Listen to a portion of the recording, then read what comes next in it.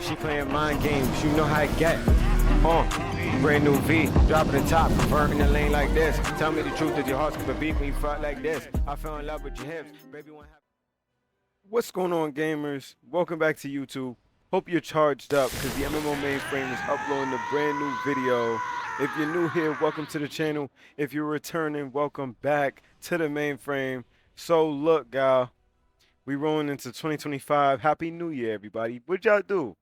What did y'all do for this new year? I want to hear what y'all actually went and did with y'all family. So comment down below.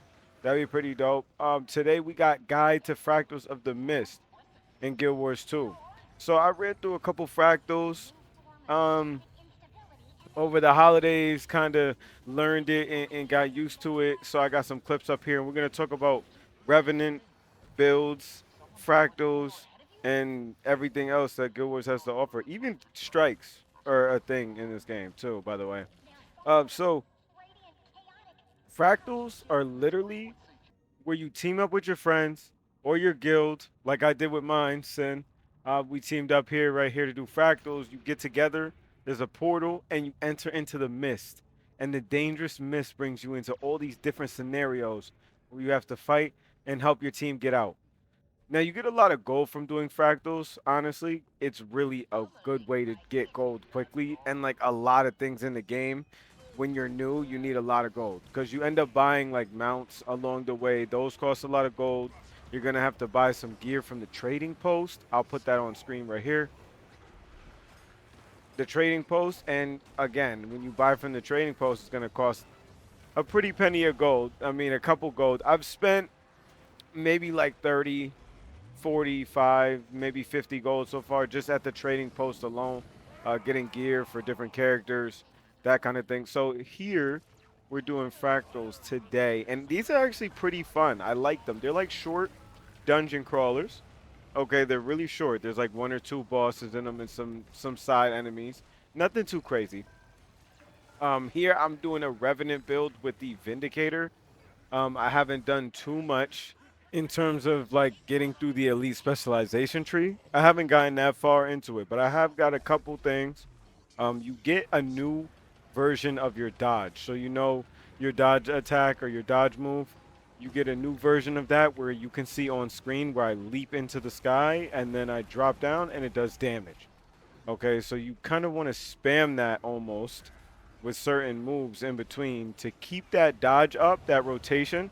That's exactly what's going to keep you alive because mainly, really, there's not too much healing with it. There's more defense. And in that defense, you have to kind of use your dodge in between to keep that high scale defense. So far, like playing through, I haven't gotten all the way through Vindicator. I know that there is a part of the Vindicator tree that gives you another demigod you can follow. It's like an alliance between two brothers. I don't have that one yet. So I've been using Shiro and the Dwarf King so that I can keep a lot of defense. The Dwarf King on skill 10 or skill 0 is how I have it on my keybinds. It basically gives a 50% shield, and you'll see me use it here. I use the shield, and then I dodge. That shield can actually go to all the people I'm playing with at the same exact time. So all my friendlies in my party, they get that shield if they're close to me when I pop it, which it helps a lot for crowd control, and it does a slight stun, like a stagger, to enemies. So if you kind of put those in rotation, especially the way that I use hammer, so I use hammer and greatsword, okay, as my two weapons on Revenant. The Greatsword 5 is a really good crowd control, and it drops a lot of damage in. I just dropped it there on screen. You saw that. The hammer, when I switch to hammer, does lifesteal, so I can back up using Shiro, because Shiro has an evasion move. It's skill 7. And when you use skill 7 on that evasion, you can basically use lifesteal from in the back and take health from the boss or from the side enemies, whichever you're fighting. Mini. But that health that you take adds up a lot because it's based on the damage you do. So it's 25% of the damage you deal out within the first 5 seconds, which is a lot of good health that you get back. And then on top of that, you can pop skill 6 in Shiro at the same time that you do lifesteal, and then you can get double the healing. Shiro's skill 6 uses shards. The shards damage the enemies, and then they lifesteal and use that as healing. So if you use that all together with the hammer, that is a really good damage outlook.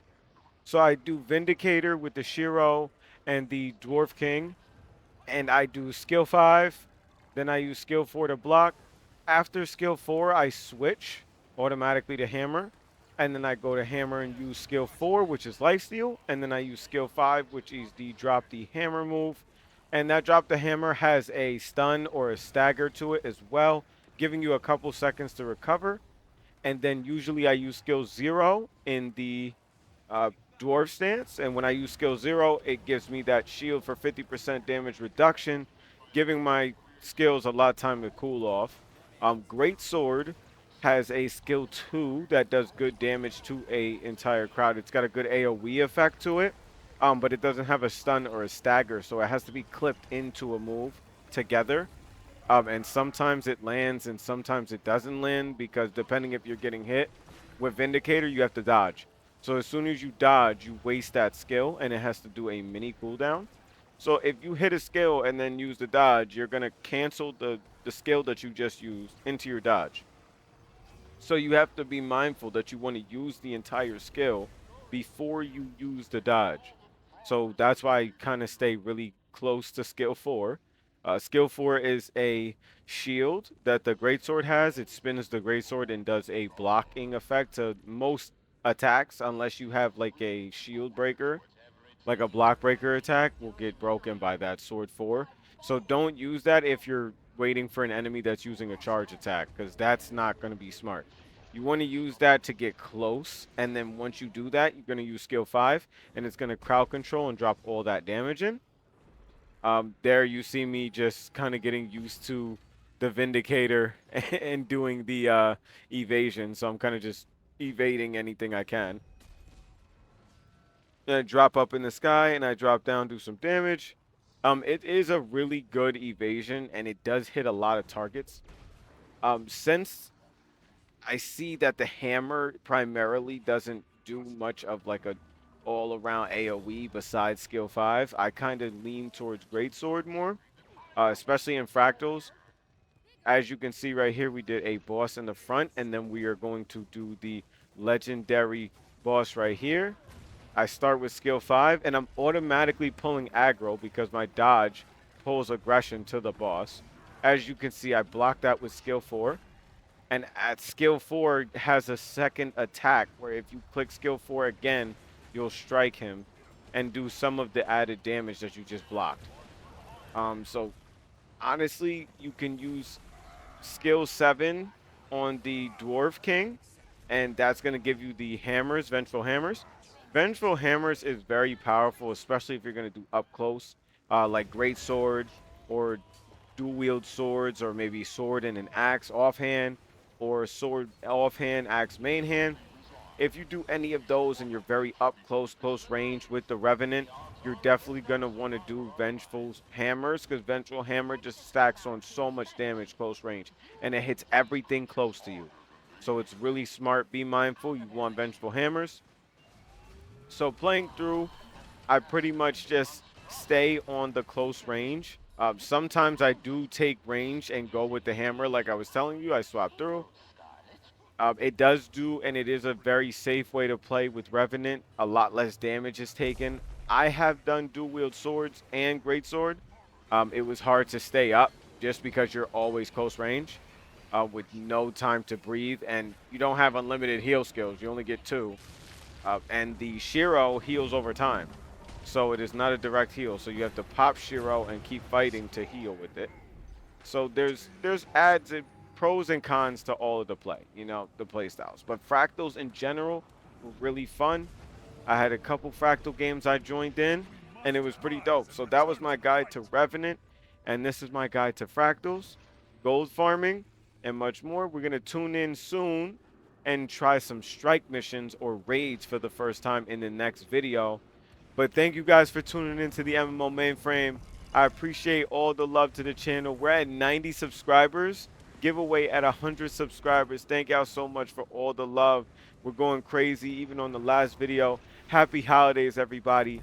I'm glad you tuned into the channel. I want to know what you guys did for the holidays, though.